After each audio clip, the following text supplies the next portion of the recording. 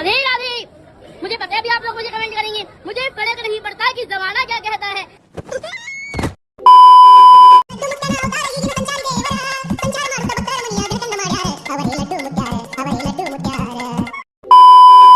स्वागत है दोस्तों आपका हमारे एक और नए पॉडकास्ट एपिसोड में। और आज के इस एपिसोड में हम बात करेंगे भारत के बाबा कल्चर की। दोस्तों, भारत में कई सारे प्रकार के बाबा आज के टाइम पर देखने को मिल जाते हैं। कोई पोकी महाराज के नाम से फेमस है, तो कोई लड्डू मोतना के नाम से फेमस है, तो कोई चाइल्ड बाबा के नाम से फेमस है। मतलब दोस्तों, हर प्रकार के बाबा इस देश में हमें देखने को मिल जाएंगे। लेकिन आखिर क्या वजह है दोस्तों कि ये लोग इतने लाइमलाइट में या इतने ट्रेंड में आ जाते हैं? क्या आखिर साइकोलॉजी है उन लोगों की जो इन्हें देखते हैं, जो इनको फॉलो करते हैं? दोस्तों, पहले हमें बात करनी चाहिए अभिनव अरोड़ा की। आपने इन्हें तो ज़रूर देखा होगा। इनका नाम है अभिनव अरोड़ा। ये ज़्यादातर चाइल्ड बाबा के नाम से मशहूर हैं आजकल। इनकी भक्ति देखकर दोस्तों हर कोई परेशान हो जाता है। मतलब इतना डिवोशन किसी भगवान के प्रति, किसी महान ईश्वर के प्रति देखने को कम ही मिलता है जितना ये दिखाते हैं। मतलब दोस्तों, अभिनव अरोड़ा को लाइमलाइट इसीलिए मिली है कि वो अपने क्रिंज तरीके से और ओवर एक्टिंग करके अपने भक्ति को दिखाते हैं। भक्ति करना या किसी के प्रति अपना समर्पण करना कोई गलत बात नहीं है, लेकिन ओवर एक्टिंग से और पब्लिक को डिस्टर्ब करके करना बहुत ही गलत है। आप इनके कुछ वीडियोस देखिए। पहले ये देखो, जो लड्डू गोपाल जी रखते हैं घर में और नॉनवेज खाते हैं, क्या सही है? देखिए, आपके गाफी के घर में सबसे प्रिय कौन है? मेरी बेटी। आप उसको मान करके खा सकते हैं? नहीं। कैमरामैन जल्दी फोकस करो। तो वो भी तो किसी का परिवार है, आप उसको मान करके कैसे खा सकते हैं? वो भी तो किसी का परिवार है। कोई आप अपने प्रियजनों की उंगली काट करके खा सकते हैं? नहीं ना। तो वो भी तो किसी का परिवार है, आप उसे काट करके कैसे खा सकते हैं? अच्छा, खुद नॉनवेज नहीं खाती लेकिन मेरे लिए चिकन बनाती है। क्या बोले तुमने? खुद नॉनवेज नहीं खाती लेकिन मेरे लिए चिकन बनाती है।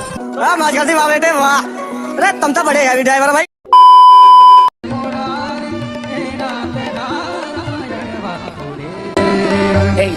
चंद्र भगवान की। आप पर नीचे जाओ, इनको करो नीचे, इनको नहीं मर्यादा है मेरी। चलो भाई। अब इस बालक के ऊपर कई सारे वीडियोस बन सकते हैं, क्योंकि इसकी ऐसी ऐसी कंट्रोवर्सीज हैं या कहें ऐसे ऐसे चीज़ हैं बताने को जो काफ़ी ही ज़्यादा हैं। क्योंकि दोस्तों, ये बंदा चलता फिरता एक कंट्रोवर्सी है। इसने अपना ये काम जो ये भक्ति और एक्टिंग का है वो सिर्फ ऐसे वैसे नहीं शुरू कर दिया। इसके पीछे बहुत ही ज़्यादा बड़ी वजह है। दोस्तों, अभिनव के पिताजी एक आइसक्रीम कंपनी चलाते हैं, जिसकी एडवर्टाइजमेंट वो अभिनव के द्वारा कराते हैं। और जितना ही अभिनव लाइमलाइट में रहेगा यानी ट्रेंड में रहेगा, उतनी ही उनकी आइसक्रीम की एडवर्टाइजमेंट अच्छे से होगी और ज़्यादा प्रोडक्ट्स उनके बिकेंगे। अभिनव को दोस्तों उनके पिताजी एक तरीके का एडवर्टाइजमेंट टूल बनाकर इस्तेमाल कर रहे हैं।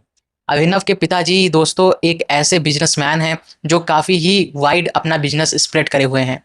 इनके बारे में जानकारी आपको सोशल मीडिया पर देखने को मिल जाएगी। अब बात करते हैं दोस्तों अभिनव के और कंट्रोवर्सीज़ की। पहली बात तो ये जो बच्चा है वो सिर्फ और सिर्फ एक्टिंग करता है और रट्टू टोता है। इसको अपने पिताजी या माताजी जो भी इसको सिखाता है उन्हीं की बातों को ये रट देता है। कई सारी जगहों पर दोस्तों ये एक्सपोज्ड हो गया है। ऐसे सवाल पूछ लिए गए हैं, ऐसे चीज़ें इससे पूछ ली गई हैं पॉडकास्ट्स में या इंटरव्यूज़ में, जिसका जवाब इसके पास नहीं है। क्योंकि ये झूठा ही धर्म का ज्ञान लेते फिरता है। ये अपने आप को क्लेम करता है कि मैं कृष्ण भगवान का बड़ा भाई हूँ, यानी कृष्ण भगवान इनके छोटे भाई हैं। इन्हीं सारी बातों की वजह से दोस्तों इसको काफ़ी ज़्यादा क्रिटिसाइज़ भी किया जाता है। इसकी कंट्रोवर्सी की एक अलग ही शाखा चल रही है, क्योंकि दोस्तों इसको कई सारे यूट्यूबर्स ने भी एक्सपोज किया, उनके खिलाफ वीडियो बनाए और इसने उन लोगों को कोर्ट केस कर दिया। मतलब उन लोगों के ऊपर इसने कोर्ट केस कर दिया और उनको लीगल तरीके से कोर्ट में हाजिर होना पड़ेगा अपने आप को डिफेंड करने के लिए। मतलब दोस्तों ये जो कर रहा है वो बिल्कुल भी गलत नहीं है, लेकिन कुछ लोग जो इसकी सच्चाई बता रहे हैं वो अगर इसकी सच्चाई बताएं तो वो गलत काम है। मतलब दोस्तों, भारत में धर्म के नाम पर कुछ भी हो रहा है और लोग अंधे हो चुके हैं इसको देख देख कर और धर्म के नाम पर वीडियोज़ देख देख कर। मतलब दोस्तों, धर्म के नाम पर कोई भी कुछ भी यहाँ पे कर दे, कोई परवाह ही नहीं है। बस वो कहीं ना कहीं अपने आप को हिंदू बता दे या कहीं ना कहीं मुसलमान बता दे, बस यही है दोस्तों भारत की साइकोलॉजी। दोस्तों, इसके और भी कई सारे कंट्रोवर्सीज हैं, जैसे कि अभी हाल ही में इसको किसी महान या कहें किसी बड़े पुजारी ने बहुत ही बुरी तरीके से स्टेज पर डांटा था। इसका भी वीडियो वायरल हो रहा है और इसका ये भी वीडियो वायरल हो रहा है जहाँ पर ये कहता है कि मेरी मम्मी हमारे लिए अच्छा अच्छा चिकन बनाती हैं और हम खाते हैं। मतलब दोस्तों, फिर इसको क्रिटिसाइज़ करने का एक मौका मिल गया लोगों को। एक ऐसा इंसान जो पूरी तरीके से भक्ति में रहता है, 24 घंटा वृंदावन में रहता हो, तो वो चिकन कैसे खा सकता है? ये एक बहुत बड़ी बात है दोस्तों। पहले तो इसके वीडियोस सभी देखते थे और सबको अच्छा भी लगता था, लेकिन दोस्तों समय बीतते बीतते इसके वीडियोस में इतनी ओवर एक्टिंग होने लगी, इतना ज़्यादा नॉनसेंस चीज़ें ये दिखाने लगा कि और भी लोग इसको ना पसंद करने लगे। मतलब लोगों ने फिर इसको यही समझ लिया कि ये तो ढोंग ही कर रहा है, ढोंग कर रहा है। और सबसे बड़ी बात दोस्तों, जो ये कर रहा है वो फेक दिखावा ज्ञान का, यानी कोई भी धर्म का नकाब पहन के अपने आप को ज्ञानी बता रहा है। हिंदुइज्म में कुछ भी कोई भी बोल रहा है दोस्तों। ये पहली बात तो मिस इन्फॉर्मेशन भी स्प्रेड करता है, क्योंकि जिस एज में ये है उस एज में यूथ को या कहें लोगों को क्या मोटिवेशन मिल सकती है इसको देखने के बाद? यही ना कि इसका तो बिजनेस अच्छा चल रहा है और ये अच्छी चीज़ें कर रहा है, हमें भी ऐसे ही करना चाहिए, बाबा बन जाना चाहिए। और फिर उनकी बात करते हैं जो अपने वायरल वीडियो के लिए बहुत फेमस हैं, जिन्होंने अपने हाथ से चलता हुआ पंखा रोका, उनका लड्डू मोथना पता नहीं क्या है उनका नाम, वो भी काफ़ी ज़्यादा ट्रेंड कर रहे हैं। उनकी भी क्या साइकोलॉजी है उनके फॉलोअर्स की। मतलब भारत में दोस्तों इतनी एजुकेशन की अवेयरनेस की कमी है कि कुछ भी लोग किसी को भी फॉलो कर रहे हैं, किसी को भी अंधाधुंध फॉलो कर रहे हैं, पता नहीं क्यों। और ये मुझे लगता है शायद साउथ की तरफ का ये वीडियो होगा, क्योंकि उनके जो बॉडी कलर से मुझे यही लगा, या अगर कहें बॉडी स्ट्रक्चर से, उन्होंने टीका उका भी वैसे ही लगाया हुआ था, तो मुझे लगता है वो वीडियो साउथ का होगा। तो ये देखकर यही लगता है कि भारत कितना अभी पीछे है, भारत की मेंटालिटी कितनी पीछे है अभी। फिर अगर बात करें दोस्तों एक कोई कथावाचक जया किशोरी की, वो भी अभी लाइमलाइट में आई अपने क्रिश्चियन डियोर के बैग की वजह से। अब पहली बात तो सभी जानते हैं कि ये लोग एक तरीके के मिलियनियर्स हैं, काफ़ी पैसे हैं इनके पास, इनका धंधा सभी जानते हैं, लेकिन कोई इनको एक्सपोज नहीं करता, क्योंकि सभी धर्म से जुड़े हुए हैं ना।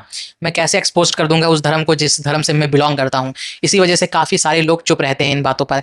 उन्होंने अभी वो बैग शायद कितने का, 5-6 लाख या शायद उससे ज़्यादा का ही आता है, तो एक नॉर्मल सी कथावाचक क्रिश्चियन डियोर का बैग जो इतना बड़ा ब्रांड है वो कैसे ले सकती है? इतने पैसे इनके पास आते हैं क्या?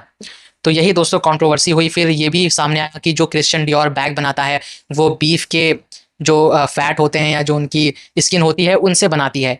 तो फिर इन्होंने कहा, अपने तरफ से सफाई दिया कि नहीं, मैंने उसको कस्टमाइज़ कराया था। उन्होंने कहा कि मैंने इसको कस्टमाइज़ कराया है खुद के लिए, यानी और पैसे स्पेंड किए गए हैं। यही है दोस्तों, आपको ये बेवकूफ़ बनाते रहेंगे, आप बेवकूफ़ बनते रहेंगे, धर्म का चश्मा जब तक नहीं उतारेंगे। अगर आपको ये पॉडकास्ट एपिसोड पसंद आया हो तो लाइक ज़रूर से करिएगा। मिलते हैं नेक्स्ट एपिसोड में।